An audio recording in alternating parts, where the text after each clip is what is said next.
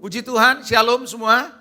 Selamat datang di rumah Tuhan bagi Anda yang hadir dan bagi Anda yang tidak hadir dan Anda mengikuti melalui streaming. Saya ucapkan selamat anniversary buat gereja ini tentunya 15 tahun dan juga selamat buat Anda yang Tuhan sudah pimpin sampai hari ini.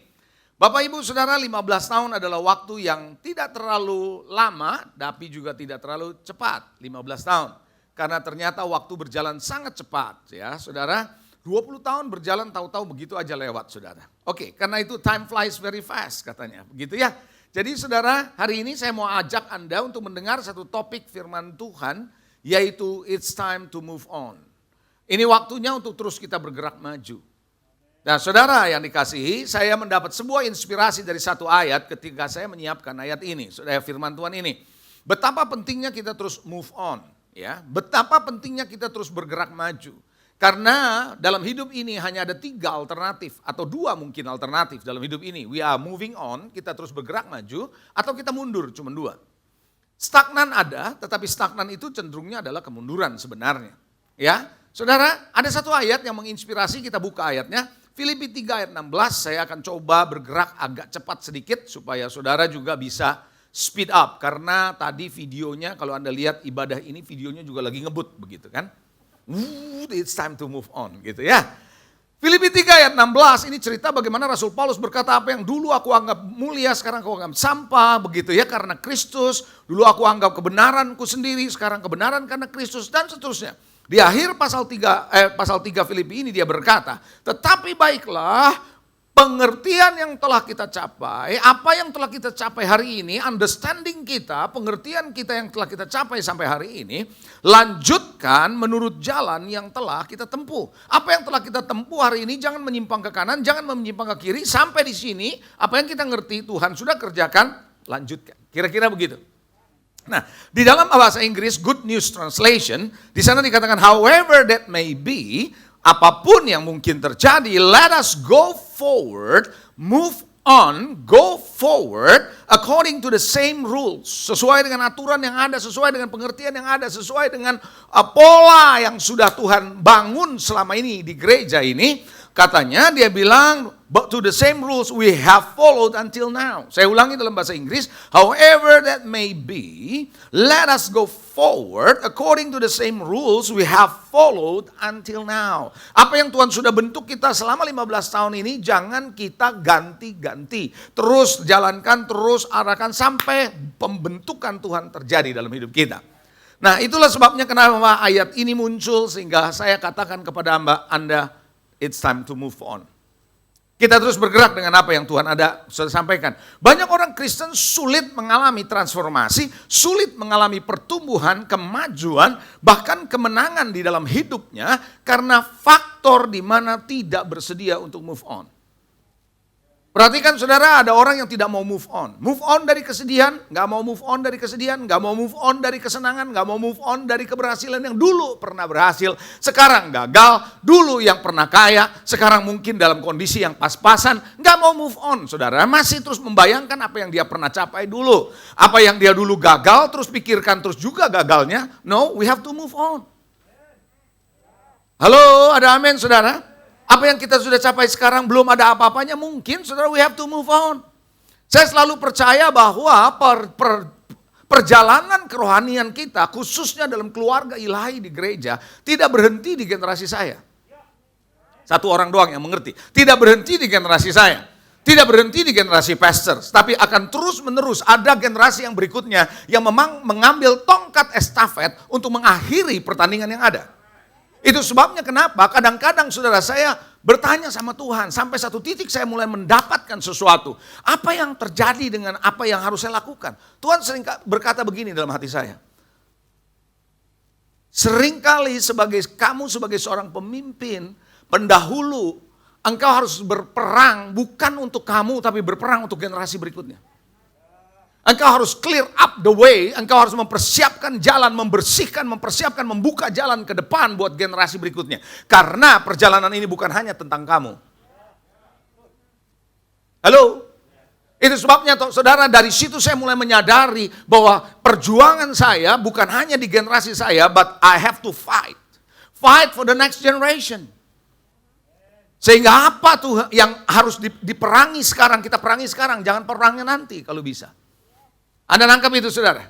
We have to move on. Saudara, makanya kenapa ada orang-orang kalau nggak mau move on, nggak ngalamin breakthrough, nggak ngalamin blessing, nggak ngalamin transformation, nggak ngalamin victory. Mau ngalamin breakthrough and blessing? Mau ngalamin transformation and victory? Anda harus belajar untuk bisa move on. Katakan amin saudara. Saudara, di dalam slide berikutnya kita akan melihat bahwa move on bukanlah opsi. Bukan pilihan. It is not option. Mau ya, mau tidak. No, ini harus is a must. Ini adalah keharusan, bukan hanya opsi. Saya mau maju atau enggak, itu opsi saya. Kalau Anda berpilih seperti itu, saya jamin Anda akan mundur. Kalau itu hak saya, oke. Saudara, di hari-hari terakhir ini yang paling susah di generasi sekarang adalah generasi yang mau milih sendiri, mau nentuin sendiri jalannya. Tidak mau dipimpin karena mereka merasa mereka punya arahan dari Mbah Google. Mereka merasa mereka know more, tahu lebih banyak daripada generasi sebelumnya. Sehingga dia berpikir bahwa I can choose my way. Saudara, saya percaya you can choose your way. Anda bisa memilih jalanmu. Tapi apa yang sudah dilewati oleh generasi sebelumnya, you have to understand. Anda harus tahu dan Anda harus bisa nangkep itu, bisa lihat itu. Bisa katakan amin, saudara? Nah, yang sering terjadi adalah seperti itu. Yang namanya move on bukan opsi, bukan pilihan, tapi keharusan. Mau maju, harus. Coba bilang sama saya, harus. Kenapa? Ayatnya ada di dalam Kejadian 32 ayat 1 dan 2. Sering saya pakai juga ayat ini saudara. Ayat ini mengatakan bahwa Yakub melanjutkan perjalanannya di dalam ayat yang pertama. Apa yang terjadi ketika dia melanjutkan perjalanannya? Lalu bertemulah malaikat Allah dengan dia. Saudara, seorang Yakub tidak akan pernah bertemu dengan malaikat Allah kalau dia berdiam diri. Tapi ketika dia melanjutkan perjalanannya, when he move on, continue the journey, apa yang terjadi? Dia bertemu dengan malaikat Allah. Dan Anda harus tahu, malaikat Allah bukanlah makhluk jasmani. Halo? Malaikat Allah bukan makhluk jasmani, malaikat Allah adalah makhluk spiritual supranatural. Betul atau tidak? Saudara, apa yang terjadi ketika engkau melanjutkan perjalanan, ada kemungkinan terjadi, there is a contact, akan terjadi hubungan antara yang natural dengan supranatural. Akan terjadi Anda bisa melihat perkara-perkara yang Anda nggak mungkin bisa lihat sebelumnya, akan mulai Anda bisa melihat apa yang Tuhan sediakan bagi masa depan saudara, akan mulai terjadi dalam hidup saudara if you move on. Gereja ini nggak bisa berhenti di tahun 15 saja, terus harus bergerak maju. Katakan amin. Nah, apa yang terjadi ketika Yakub melihat mereka, berkatalah, ya ini bala tentara Allah, sebab itu dinamainya tempat itu Mahanaim. Saudara, dia mulai bisa melihat sesuatu yang berbeda dari yang sebelumnya karena dia move on. Dia tidak bisa melihat malaikat kalau dia berhenti, tapi ketika dia bergerak dia mulai bisa melihat. Anda tidak mungkin bisa melihat perkara-perkara yang Tuhan sediakan di depan saudara, perkara-perkara supranatural ataupun perkara-perkara yang dahsyat yang Tuhan sediakan buat saudara, mujizat buat masa depan saudara, Anda nggak akan pernah bisa melihat if you don't move on. Karena ketika Anda move on, matamu akan dibuka oleh Tuhan. Anda mulai bisa melihat, saya nggak pernah lihat ini sebelumnya. Yes, lalu ucapanmu akan berubah seperti Yakub berkata, ini bala tentara Allah. Anda mulai bisa memperkatakan perkara-perkara yang Tuhan mau Anda sebutkan. Katakan amin. Anda bukan lagi memperkatakan kondisimu, Anda tidak lagi memperkatakan masa lalumu, Anda tidak lagi memperkatakan kekalahanmu, Anda tidak lagi memperkatakan kondisimu, Anda mulai memperkatakan apa yang Tuhan sudah sediakan di depan saudara. Let's move on. Anda nggak bisa membiarkan saudara hanya pemimpin yang bergerak maju tapi nggak bergerak maju. Musa melakukan kesalahan di situ. Dia mencoba bergerak maju sendirian, tapi ketika dipegang oleh Joshua, Joshua bilang, no, you cannot ask me to move alone. Engkau tidak bisa minta aku maju sendirian, but let's move on. Kuasai negeri perjanjian itu. Katakan amin. Haleluya. Mau move on? Tahukah saudara kisah Kejadian 32 ini menarik. Saudara, ketika dia dia melanjutkan perjalanan, sebenarnya dia mau, kenapa ayat ini muncul? Sebenarnya dia mau ketemu Esau. Saudara tahu, mau ketemu Esau, dia takut banget karena dia tahu salahnya di mana dia. Karena dia dulu tepu. Dia tepu itu si Esau, saudara, sehingga hak kesulungannya turun ke dia. Dia tahu dia salah besar, orang kalau sudah merasa bersalah, ketemu dengan orang ini, rasa takutnya luar biasa. Sadarkah Anda? perasaan ketakutanmu? Sadarkah Anda rasa khawatirmu? Sadarkah Anda rasa ketidakberdayaanmu? Sadarkah Anda rasa kegagalanmu? Itu bisa menghentikan langkahmu. Tapi tidak dengan Yakub. Tidak dengan Yakub. Di tengah-tengah rasa takutnya dia move on. Yang menarik adalah ketika dia berjalan bersama, terus dia jalan walaupun dia takut, saudara. Yang terjadi adalah dia mengalami perjumpaan dengan malaikat Allah yang besar, yang dahsyat, yaitu Tuhan. Terjadilah yang namanya perjumpaan di Peniel. Sehingga pribadinya akan mengalami perubahan from Jacob to Israel. Dari Yakub menjadi Israel. Terjadilah transformasi di situ. Saya percaya transformasi akan terjadi ketika you move on. Di tengah rasa takut, di tengah rasa khawatir, di tengah rasa cemas, di tengah ketidakberdayaan, di tengah ketidakpastian, di tengah segala sesuatu yang membelenggu Anda hari ini, when you move on, Anda akan melihat akan terjadi transformasi dalam hidupmu. Ada amin, saudara? Kejadian 32 ayat 27-28 berkata, bertanyalah orang itu kepadanya, siapa namamu? Anda tahu cerita ini, saudara? Sahutnya Yakub. Lalu kata orang itu, namamu tidak akan disebut lagi Yakub, tetapi Israel, sebab engkau telah bergumul melawan Allah dan manusia dan engkau menang.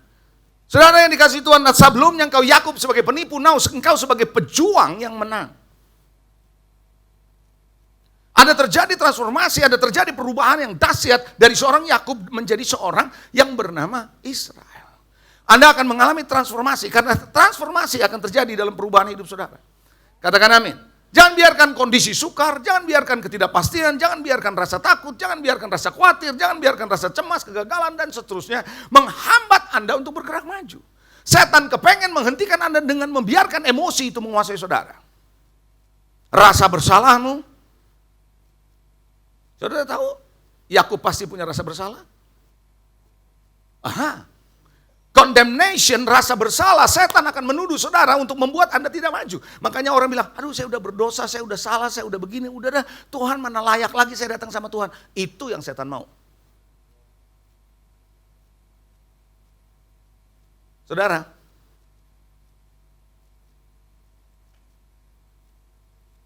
akankah Anda berani menanamkan duitmu yang besar di sebuah bisnis kalau Anda tahu bisnis itu akan rugi? Coba saya mau tanya, Anda akan lakukan itu? Anda hanya akan lemparkan uangmu yang besar investasi kalau Anda tahu usaha itu menguntungkan, ya atau tidak?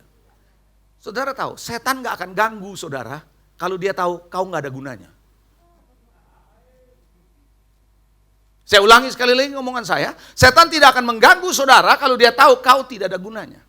Justru karena kau ada gunanya dia ganggu saudara. Dari hari ini saudara, setan mencoba mengunci saudara, menghalangi saudara karena dia tahu Anda terlalu berguna buat Tuhan.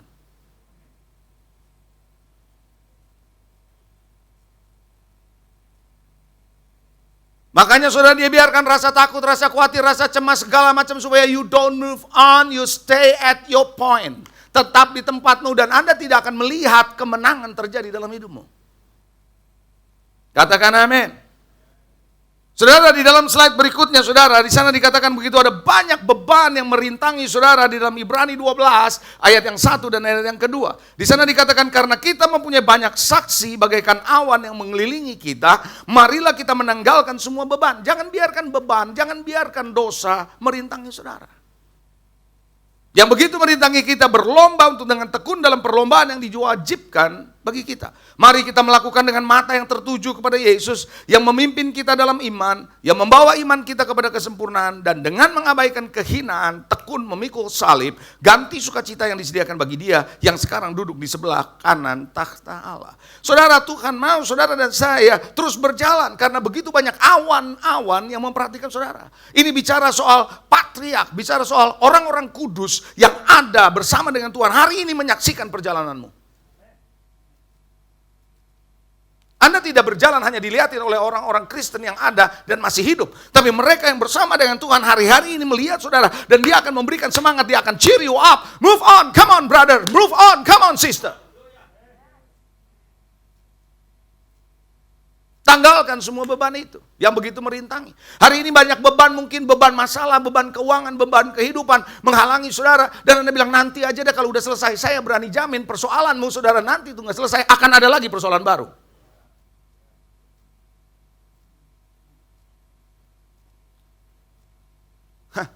Betul nggak? Ada yang bilang saya nggak ada waktu, nanti tunggu ada waktu. Saya percaya saudara, nanti ketika Anda merasa ada waktu, ada lagi orang ngisi waktumu.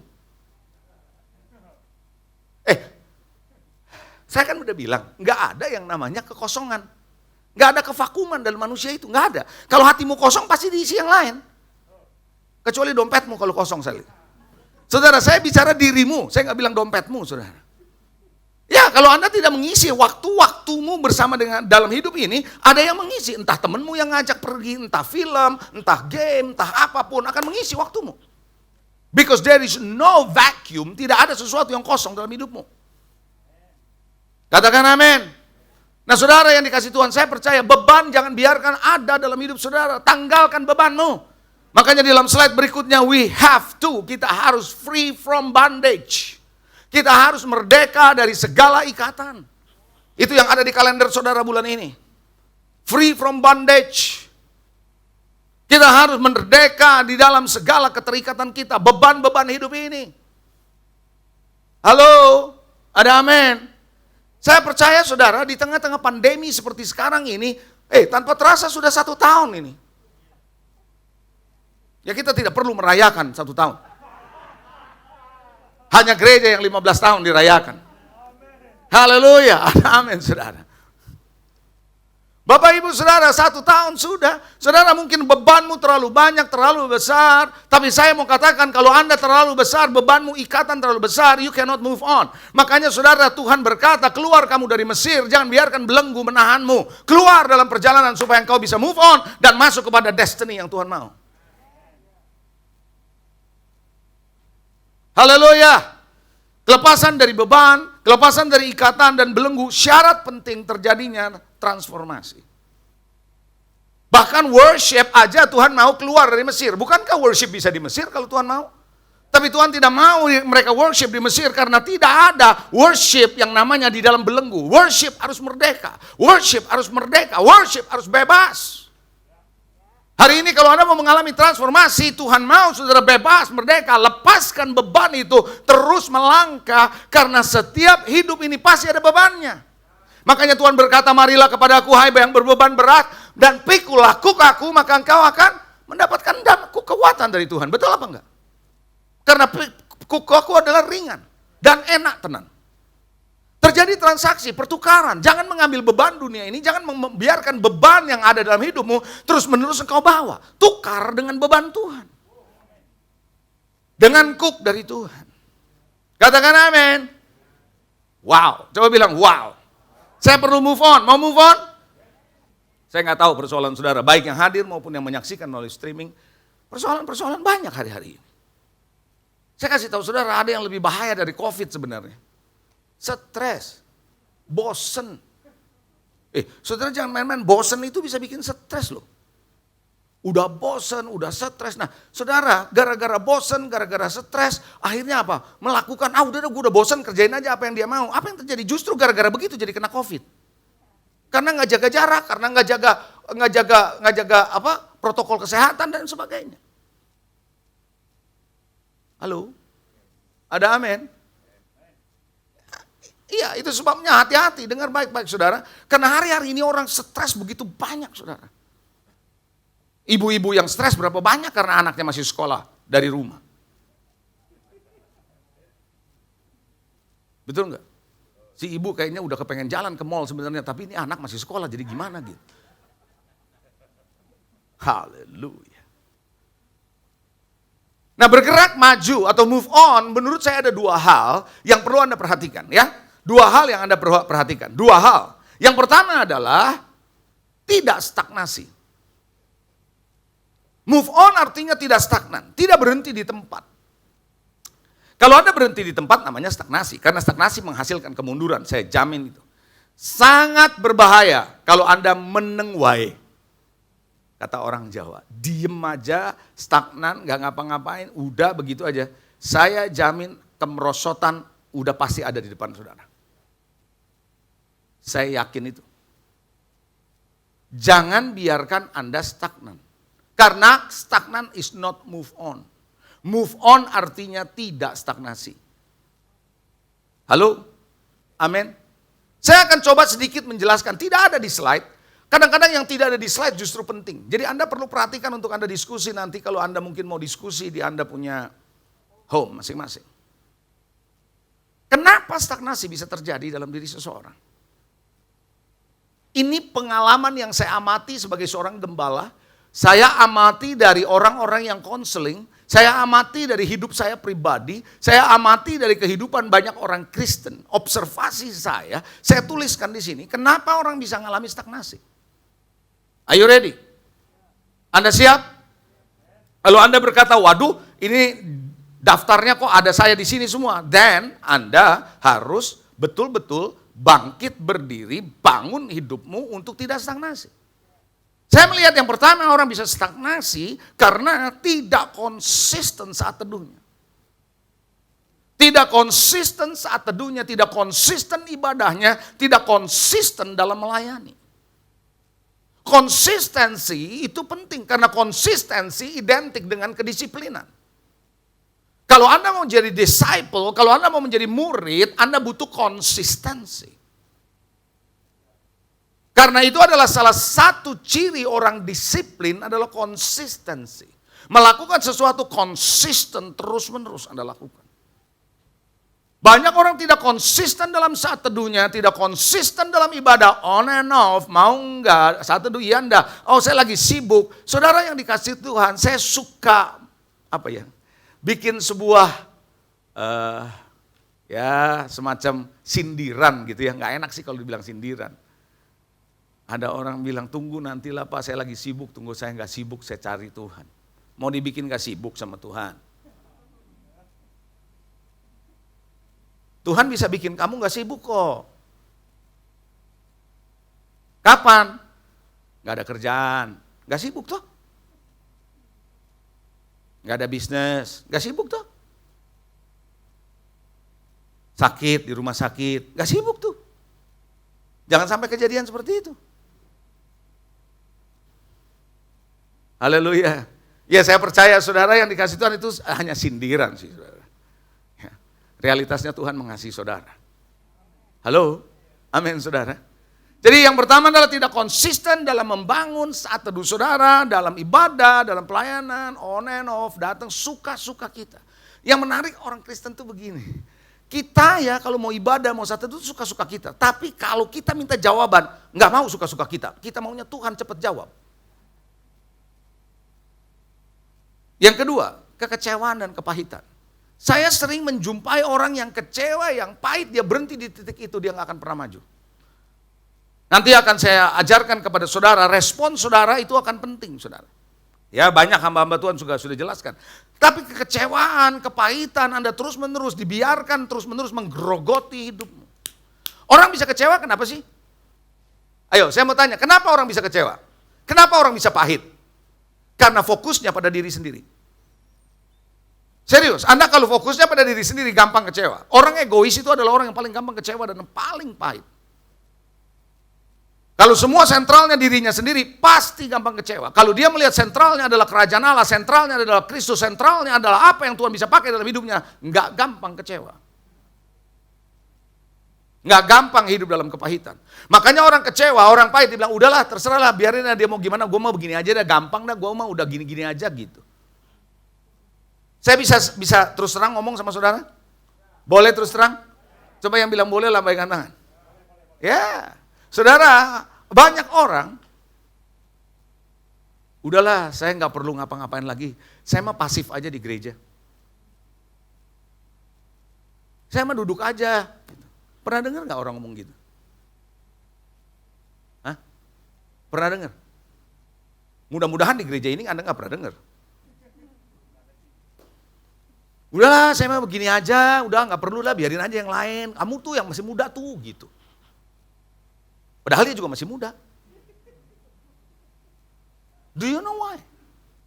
Something deep in heart, kecewa. Something deep in heart, pahit. Anda nggak akan pernah bisa menjadi seorang murid kalau Anda nggak bisa lewatin kepahitan dan kekecewaan. Saya pernah berkata begini, Anda nggak akan pernah tahu betapa sakit hatinya seorang yang namanya dikhianati. Sampai Anda coba makan bersama dengan orang yang mengkhianati Anda. Dan Anda yang bayarin. Anda nangkep gak? Anda bayarin, orang itu mengkhianati saudara. Nah, di situ baru Anda tahu bagaimana rasanya Yesus dikhianati oleh seorang bernama Yudas. You don't know apa artinya hidup ini dibentuk oleh Tuhan. Iron sharpen irons. Tujuannya adalah membentuk saudara menjadi dewasa. Tujuannya adalah membentuk saudara move on dengan kapasitas lebih besar yang Tuhan mau berikan dalam hidup saudara. Haleluya, ada amin saudara.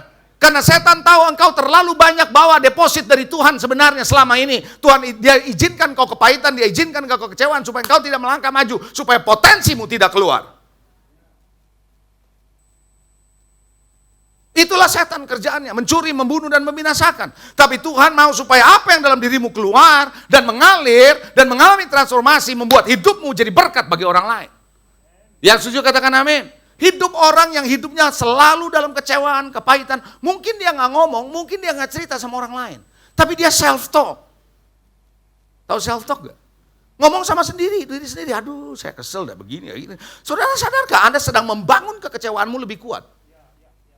Karena self-talk bisa memperkuat apa yang Anda percayai selama ini. Yang ketiga adalah iri hati. Salah satu yang menyebabkan orang saudara tidak bisa bergerak maju, stagnan adalah karena iri lihat orang. Waduh dia padahal lebih awal, dia lebih muda dari saya, dia lebih pelayanannya belum terlalu lama dari saya. Kenapa Tuhan bisa pakai dia? Kenapa Tuhan gak pakai saya? Kenapa pemimpin pilih dia? Kenapa pemimpin gak pilih saya? Bisa begitu loh saudara. Itu namanya ngiri, bukan nganan.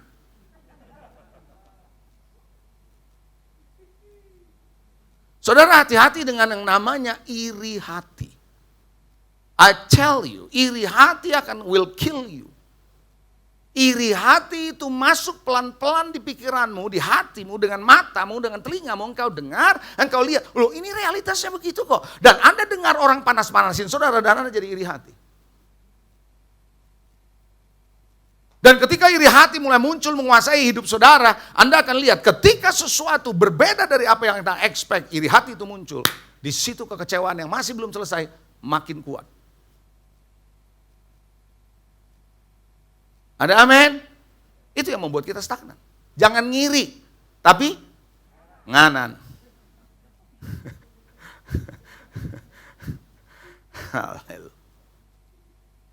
Iya, banyak orang iri. Kenapa dia? Kenapa nggak saya? Di dalam Tuhan, Anda mesti tahu, Tuhan itu melihat hati. Bukan melihat you cerdas atau enggaknya. Karena Tuhan gak takut orang bodoh, gak takut. Dia gak takut orang bodoh. Dia takut sama orang yang kepinteran.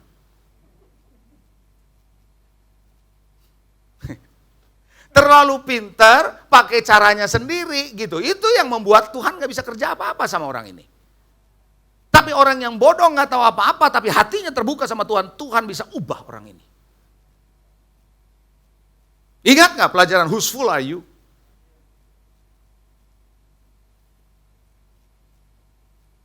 Saya kasih Anda yang keempat, kenapa orang bisa stagnan? Karena gak siap sama penderitaan. Hati-hati loh saudara.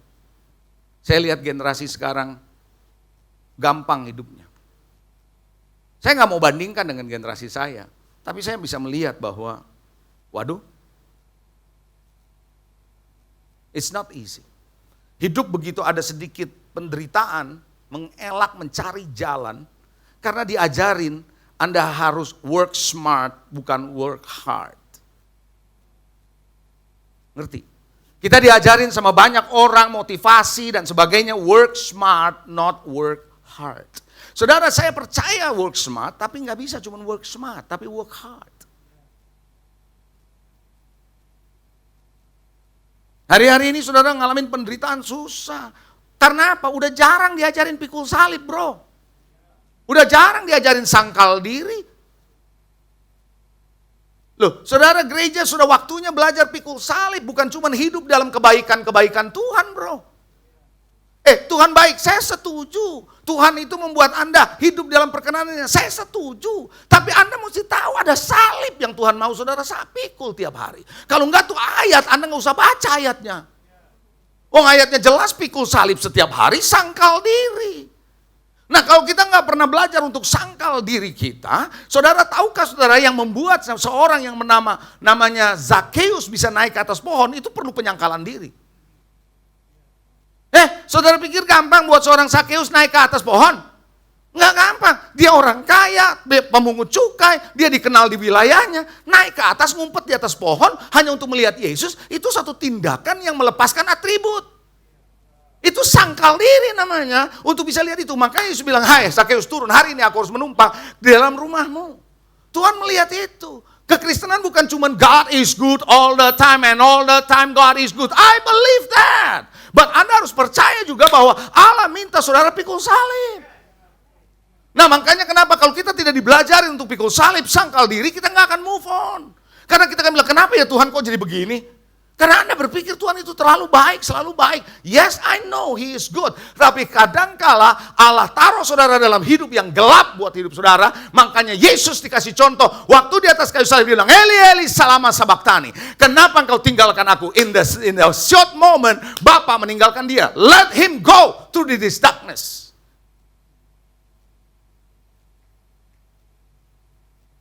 Move on. Jangan stagnan. Orang bisa stagnan apa berikutnya? Salah gaul. Serius, Anda salah gaul. Pilih orang-orang yang tepat untuk membangun saudara. Salah gaul, salah komunitas, itu menghancurkan saudara. Itu yang akan menghancurkan saudara, yang akan membuat perjalananmu itu akan berjalannya lambat. Walaupun mungkin kelihatannya ada maju, but it is so slow. Choose your friend. Halo, ada amin saudara? Choose your friend, choose the way dengan siapa you will connect untuk bisa membawa saudara naik ke level yang baru. Buat saya ketika saya bertobat, it's not easy untuk choose my friend. Tahun 79 ketika saya bertobat, saya nggak gampang untuk memilih teman-teman saya. But in my heart saya sudah tahu I am radical enough untuk berkata no, enough dengan teman-teman saya. Dan I move on dengan teman-teman yang baru. Kalau saya masih dengan teman-teman saya yang lama, I think saya nggak akan seperti ini. Saya tidak berkata bahwa Anda harus memusuhi mereka, tidak, bukan. Tapi Anda harus punya komunitas yang build you up. To move you on, untuk bergerak on the track. Yang setuju katakan amin. Banyak orang yang saudara, yang berikutnya saudara, juga kenapa dia bisa menjadi stagnan, karena mulai pelan tapi pasti meninggalkan tugas pelayananmu. Saya tahu tugas pelayanan tidak akan membuat Anda dewasa, tapi tugas pelayanan paling tidak akan membuat Anda tetap ada on the track. Paling tidak ada yang menegur, ada yang mengarahkan, ada yang mengajarkan saudara. But when you lepas pelan-pelan, I believe stagnasi akan mulai terjadi. Jangan bilang enggak, Anda akan lihat apimu akan mulai padam. Move on. Saya bilang move on. Move on yang pertama adalah tidak stagnan. Move on yang kedua berorientasi ke masa depan. Move on yang kedua adalah berorientasi ke depan. Karena Tuhan selalu bergerak ke depan. Anda baca di dalam Yeremia 29 ayat 11 bahwa Tuhan merancangkan apa yang ada padanya dia tahu. Yaitu apa? Hari depan yang penuh dengan harapan. Rancangan bukan kecelakaan tapi damai sejahtera. Betul apa enggak? Karena itu Tuhan selalu merancang ke depan. Dia tahu apa yang ada di depan. Dia selalu prepare Anda ke depan. Move on. Haleluya. Amin, saudara. Saya terinspirasi dengan sebuah video waktu saya dikasih sama teman saya. Nggak tahu saya pernah share atau enggak di grup, salah satu grup di grup gereja ini. Seorang konduktor di Rusia, wah keren. Karena pandemi ini dia terpaksa balik ke daerahnya. Kalau enggak salah itu Taiwan. Dan dia nggak ada lagi bisnis untuk kondak. Apa yang dia lakukan? Dia menjadi semacam Gojek nganterin makanan from one place to another. Waktu ditanya, kamu nggak salah, udah bekas konduktor jadi gila. So, salahnya di mana? We have to move on. Life harus seperti itu. You have to move on. You have to be real. Halo? Ada amin saudara? Kadang-kadang saudara yang dikasih Tuhan, kita tidak pernah tahu bahwa dalam waktu-waktu kita melakukan yang kita nggak mau, justru Tuhan perkenalkan saudara dengan orang yang engkau tidak akan sangka-sangka. Yang tahu itu Tuhan. Tapi karena engkau tidak mau melangkah, Tuhan bilang, ya udah, habis gimana? Saudara Ruth saudara tahu cerita Ruth? Ruth itu saudara bisa menangasi kehidupannya. Bagaimana, kenapa dia sekarang jadi seorang janda, udah ditinggal sama suaminya dan sebagainya. Bagaimana hidupnya dia bisa seperti itu. Dia tidak move on, tapi rupanya dia move on. Orpa tidak move on. Dia move on bersama dengan Naomi. Makanya saudara Yusuf, saudara juga mengalami penderitaan luar biasa, tapi dia move on.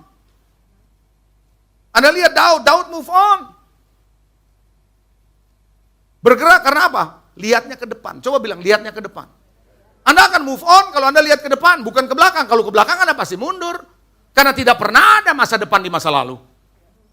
Tidak pernah ada masa depan di masa lalu. Tidak pernah ada. Masa depan adanya di depan. Halo? Ada amin? Dengan segala keterbatasan, yes. Move on. Dengan segala sesuatu yang ketidakmampuan, move on. Karena yang memampukan saudara bukan Anda, tapi Tuhan. Yang menyediakan hidupmu adalah Tuhan. Haleluya. Siap move on? Katakan move on. Bergerak maju terus. Ada kesulitan, ada tantangan, berat rasanya, terus move on. Orang yang tidak move on, dia stagnan, dia stres. Kalau dia nggak kuat-kuat bisa bunuh diri. Kalau dia nggak kuat-kuat, persoalan hidupnya akan semakin bertambah. Saya pernah bikin quotation. Long time ago, tapi saya masih ingat. Quotationnya begini. Sebenarnya tidak ada masalah dalam hidup ini. Yang ada adalah perubahan. Sebenarnya tidak ada masalah dalam hidup ini. Yang ada itu perubahan. Karena kita tidak siap menghadapi perubahan, kita bilang masalah.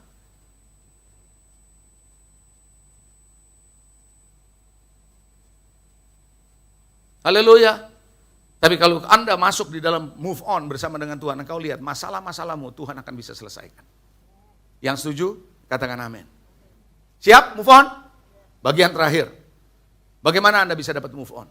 Yang pertama, check your connection. Cek koneksi Anda. Hari-hari ini koneksi Anda kemana sih? Cek koneksi Anda. Saudara lihat gereja mula-mula. Gereja mula-mula koneksi ke surga dan koneksi ke surga. Ini kadang-kadang mengejutkan saudara ya. Dus gitu. Nggak tahu kenapa, tapi kadang-kadang perlu juga sih buat orang supaya shock gitu ya. Apalagi yang matanya udah begini, gitu. Haleluya. Praise the Lord. Cek koneksi Anda. Gereja mula-mula punya koneksi yang luar biasa dengan surga dan koneksi dengan para rasul, tiap hari mendengar pengajaran dan terjadi mujizat. Mereka move on dengan kekuasaan yang dahsyat.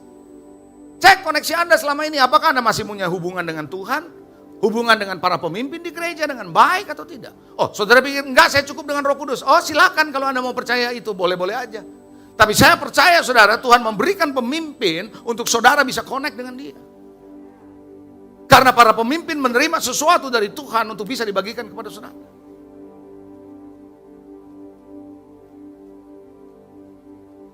Apakah Anda masih connect dengan gerejamu? Ada orang saudara yang dikasih Tuhan tidak connect. Tidak connect. Tidak connect dengan surga, tidak connect dengan pemimpin, tidak connect dengan gereja, dia connectnya sama yang lain. That's why saudara, kalau Anda apalagi connectnya dengan dunia ini, jadilah Demas yang meninggalkan Paulus. Karena koneksimu yang benar, saya ulangi, koneksimu yang benar akan membuat saudara bisa melihat hidupmu sekarang dan ke depan. Mari kita baca satu ayat, 1 Yohanes 1 ayat yang ketiga. Dan Yohanes 16 ayat 13, saya akan bacakan saudara. Ya. Apa yang telah kami lihat, kata Yohanes, dan apa yang telah kamu dengar itu, saya berhenti sebentar. Saya jadi ingat kata-kata Yohanes. Berapa banyak di antara saudara yang menerima renungan tiap hari dari saya mengenai Yohanes, mulai ayat per ayat. Saya tidak tahu Anda baca atau enggak. Ada yang baca, ada yang enggak. Anda pikir itu, saudara, ini bukan pelajaran, ini adalah hasil perenungan saya. if you want to know how to read Bibles according to me, bagaimana membaca Alkitab menurut saya, ikutin saya, Anda akan lihat polanya saya. Berapa banyak orang lihat, karena udah tiap hari terima di WA Anda, bisa saja Anda miss out. Kenapa? Ini Anda perhatikan baik-baik. Kalimat ini penting. Apa yang telah kami lihat, kata Yohanes, apa yang telah kami dengar, kami beritakan kepada kamu. Tentang siapa? Yesus, yang dia lihat, yang dia dengar. Supaya kamu beroleh apa? Persekutuan dengan siapa? Dengan kami. Kamu, murid-muridnya, kamu, anak-anaknya, kata Pak Yohanes, apa yang kami dengar, apa yang kami lihat dari Yesus, aku bagikan kepada kamu, supaya kamu ada persekutuan dengan kami. Connect, check your connection with us. Lalu dia berkata, karena persekutuan kami adalah dengan persekutuan dengan Bapa, dengan anaknya Yesus Kristus. Lihat sini saudara. Kalau Yohanes adalah seorang leader, saya adalah muridnya, dia menulis surat itu, dia bilang, have a connection dengan aku, kata Yohanes. So, ketika saya connect benar dengan orang ini, maka dia connect dengan Bapa, dengan Yesus. Maka apa yang Bapa dan Yesus berikan kepada dia, ngalir sama saya. That's the problem, orang tidak mau connect dengan orang, maunya connect sama Roh Kudus. Move on artinya saudara yang dikasih Tuhan, check your connection.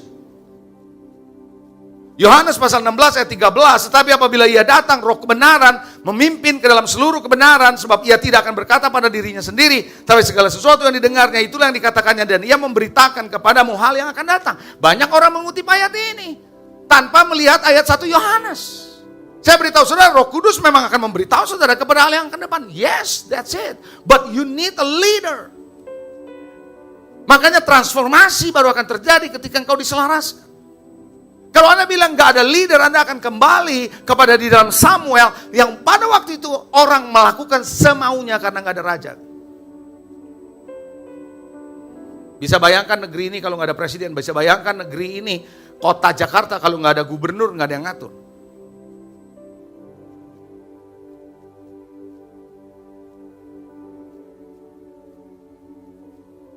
Haleluya. Check your connection. Saudara nanti baca di rumah, gak ada waktu saudara. Karena tanda-tanda sudah dibunyikan, sangkakala sudah berbunyi. Anda baca Lukas pasal 2, 43 dan seterusnya. Kisah ini menarik, kenapa? Yesus umurnya 12 tahun waktu itu. Setiap tahun orang tuanya pergi ke Yerusalem untuk merayakan Paskah. Nah setelah perayaan Paskah selesai, kedua orang tuanya Yusuf dan Maria pulang ke rumah. Dan mereka menyangka Yesus ada di kerumunan massa waktu pulang. Tapi ketika mereka sampai di rumah, ternyata Yesus tidak ada di rumah. Dan apa yang terjadi? Dia harus cari di sana keluarganya, nggak ada juga, dan have to come back. Come back ke Jerusalem untuk melihat Yesus. Saya beritahu saudara, ada banyak orang merasa bahwa sejauh ini saya melayani Tuhan, sejauh ini saya berjalan dengan Tuhan. Pertanyaan saya, ayo check your connection. You connect sama siapa? Kadang-kadang kita connect dengan diri kita, kita connect dengan kemampuan kita connect dengan gifting kita connect dengan kepintaran kita connect dengan diri kita, pengalaman kita. We are not connected to Jesus.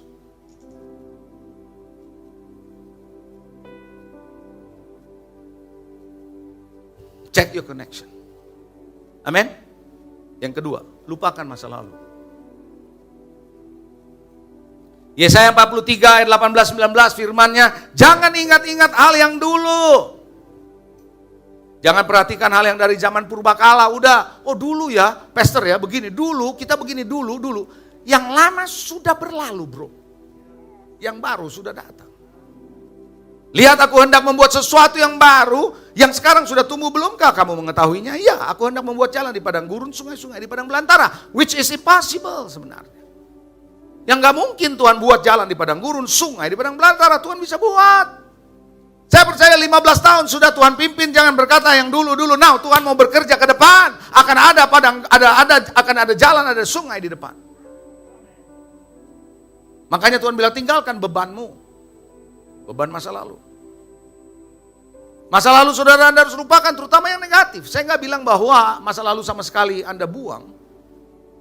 Ada yang baik yang Anda harus simpan. Memori yang baik Anda harus simpan. Seperti Daud, memori yang baik waktu dia berantem, dia berjuang mempertahankan dombanya, melawan singa, melawan beruang, itu memori ada dia simpan.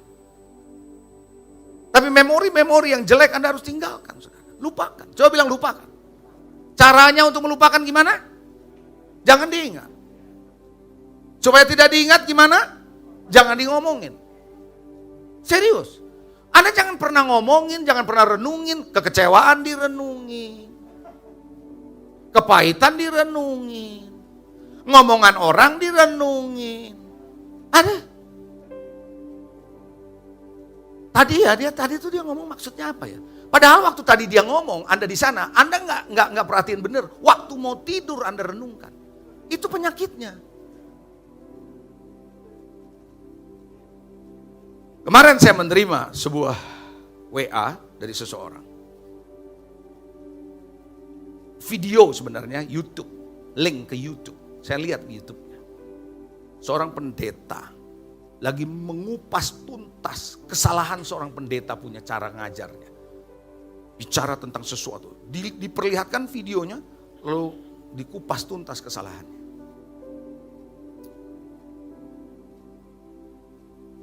Lalu orang yang membagikan ini bilang sama saya, ya pendeta zaman sekarang memang aneh-aneh. Saudara mau tahu, saya bisa biarkan.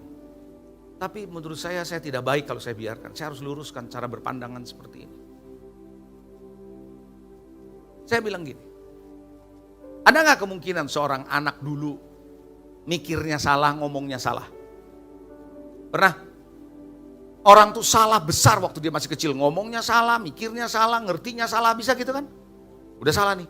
Terus anak ini 25 tahun kemudian, Anda ketemu, Anda masih ngomongin yang dulu dia salah. Ngerti gak sih? Yang dia ngomong salah, dia ngerti salah, itu dia ngomongin lagi. Kamu gak lihat orang ini sudah dewasa. Dia juga mungkin udah menyesali dulu yang dia ngomong. Kenapa kau masih hakimi itu lagi? Siapa yang ngerti? Saya bilang pendeta itu, kebetulan saya tahu, dia mungkin sudah berubah, udah gak ngomong begitu lagi. Tapi masih ngomongin yang itu aja, ini berapa tahun yang lalu bro. Sis. Dia juga mungkin udah sadar kesalahannya, tapi karena udah di videoin kan gak bisa lari kemana-mana, ada filenya. Loh, hal yang sama dengan saya. Anda mendengar khotbah saya 20 tahun yang lalu, mungkin Anda juga akan bilang, loh kok si Pak Leo ngomongnya gitu? I understand, waktu saya dengar, loh saya juga kenapa ngomong begitu? Bisa begitu, saudara. Why? Now I am mature. Jangan dilihat terus yang begitu dong. Akhirnya kita menghakimi terus yang di situ. Itulah cara berpikir yang salah.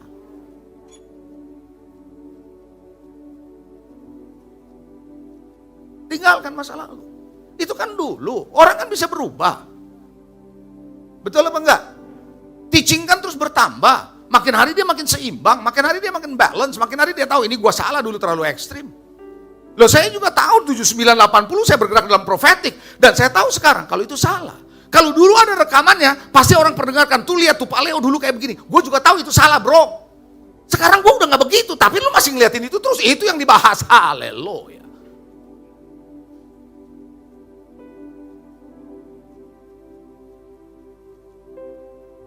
Lupakan, coba bilang lupakan. Yang kedua, yang ketiga, terakhir. Fokus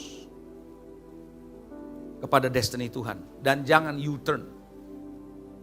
Jangan bikin U-turn balik lagi. Tuhan bilang jangan ke kanan, jangan ke kiri kepada Joshua. Terus bergerak maju. Jangan berbalik arah. Sekalipun Anda tahu di depan sulit, jangan berbalik arah, teruskan. Saya melihat kalau lagi banjir ada dua tipe orang naik mobil. Yang satu terabas terus, yang satu muter balik. Ya tentu beda saudara kalau di dalam banjir ya, saya bicara konteksnya. Tapi dalam hidup ini juga sering kadang-kadang itu Anda sedang menghadapi persoalan di depan. Adakah Anda terus akan nerabas terus bersama dengan Tuhan atau Anda akan balik? Hati-hati dengan fokus Anda. Salah fokus, gagal fokus. Seperti Demas, U-turn. Saya tidak sedikit ketemu dengan teman-teman yang balik mundur, balik arah. Arahnya udah beda sama sekali. Dan itu tidak akan bakal terjadi dalam 24 jam. Itu terjadi sudah cukup lama akumulasi dalam hidup. U-turn. Hanya tiba-tiba. Yang namanya U-turn tiba-tiba keputusan balik mundur, itu adalah titik kulminasinya, titik puncaknya. Tapi sebelumnya sudah ada. Tapi dia masih bisa handle. Tapi begitu dia bilang, no, saya balik mundur. Itu sebuah titik di mana sebenarnya sudah lama ada dalam diri orang ini. Anda jangan bilang, kok tiba-tiba? Enggak tiba-tiba. Tiba-tiba tidak pernah terjadi dengan tiba-tiba.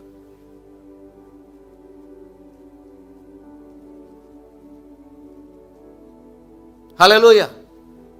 Saya kasih bagi Anda 3 hal. Hari ini kalau Anda mau bergerak, check your connection. Lupakan masa lalumu. Fokus terus ke depan. Don't make a U-turn. Apapun di depan saudara, tantangan, masalah, persoalan, kesulitan, hidup ini. Hidup harus tetap dijalani. Be real in this life. Haleluya. Mari, kita akan berdoa, kita bangkit berdiri.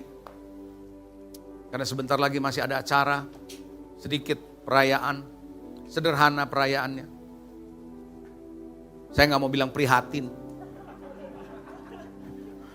Karena bahasa itu menentukan, saudara. Kalau dibilang perayaannya prihatin, maksudnya apa prihatin? Saya bilang perayaannya sederhana, gitu loh saudara. Tuhan, kami berdoa hari ini. Mereka yang hadir, mereka yang ada di rumah, kami semua jemaat-Mu, umat-Mu, siapapun, baik jemaat GKS Light to the Nations, ataupun dari yang lain, mereka mendengar firman-Mu ini. Biarlah kami semua move on. Jangan biarkan Tuhan kami stagnan. Biarlah Tuhan kami belajar untuk melihat ke depan menjadi jauh lebih baik daripada yang sekarang. Bahkan lebih baik daripada masa lalu tentunya. Tuhan, Engkau sudah di depan kami. Engkau prepare our way ke depan. Our future ada di depan. Mari Tuhan campur tangan dalam hidup umat-Mu. Aku menyerahkan jemaat-Mu dalam tangan-Mu. Kesehatan Kau berikan kepada mereka.